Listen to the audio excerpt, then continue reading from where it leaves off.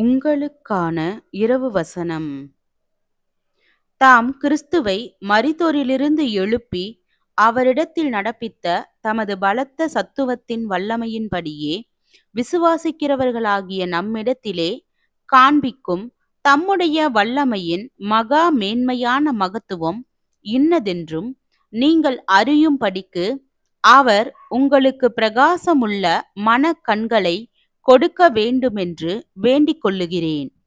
எல்லா துரைத்தனத்துக்கும் அதிகாரத்துக்கும் வல்லமைக்கும் கர்த்தத்துவத்துக்கும் இம்மையில் மாத்திரமல்ல மறுமையிலும் பேர் பெற்றிருக்கும் எல்லா நாமத்துக்கும் மேலாய் அவர் உயர்ந்திருக்கத்தக்கதாக அவரை உன்னதங்களில் தம்முடைய வலது பாரிசத்தில் உட்காரும்படி செய்து எல்லாவற்றையும் அவருடைய பாதங்களுக்கு கீழ்ப்படுத்தி எல்லாவற்றையும் எல்லாவற்றாலும் நிரப்புகிறவருடைய நிறைவாகிய சரீரமான சபைக்கு அவரை எல்லாவற்றிற்கும் மேலான தலையாக தந்தருளினார்.